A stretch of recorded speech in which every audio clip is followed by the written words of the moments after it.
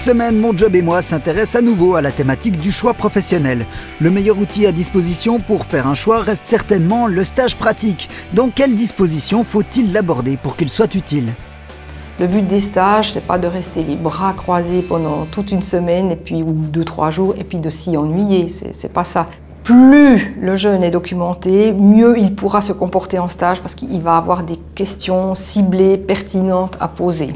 Le premier jour, on peut être impressionné, après remarquer que c'était pas ce qu'on voulait, ou bien on peut être dégoûté directement, mais se laisser du temps, essayer 1 ou 2 fois, 3 fois, pour voir si ça nous plaît vraiment et discuter avec les gens du métier.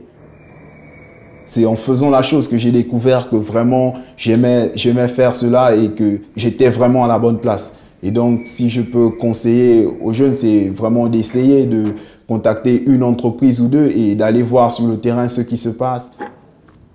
C'est vrai que les élèves qui découvrent tout d'un coup plein de métiers auxquels ils n'avaient pas pensé, ils s'y voient. Un adolescent, c'est quelqu'un qui est un peu dans du tout ou rien. Quand je vais aller en stage, il faudra que tout me plaise. Et là aussi, c'est un apprentissage de voir que, en fait, ce sera une pesée. Jusqu'où je vais accepter le compromis qu'il y ait des tâches qui me plaisent moins. Il n'y a pas tout qui va nous plaire dans un métier. Il y aura toujours des choses plus intéressantes et des choses moins, c'est sûr. Je pense que c'est important qu'un jeune puisse dire pour quelle raison il est intéressé par un métier ou pour quelle raison il a laissé une idée de côté. Ce qui est primordial, c'est qu'il y ait quelque chose quand même qui attire dans le métier, qu'il y ait un goût, que le jeune y voit des intérêts, qu'il ait trouvé quelque chose de positif durant le stage. Franchement, je ne sais pas si j'arriverai à me lever ou comme ça le matin si je sais que j'aime pas mon travail. C'est quand même un peu les intérêts que j'avais qui m'ont amené là, mais après, peut-être qu'un métier peut être aussi une passion.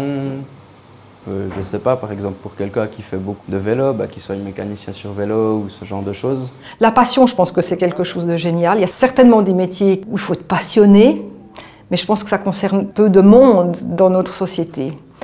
Et puis, derrière tout ça, se pose aussi la question de à quoi sert de travailler.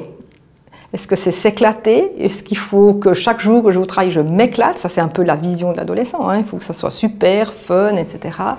Et puis, on sait bien qu'il y a aussi d'autres choses qu'il faudra accepter et puis composer avec.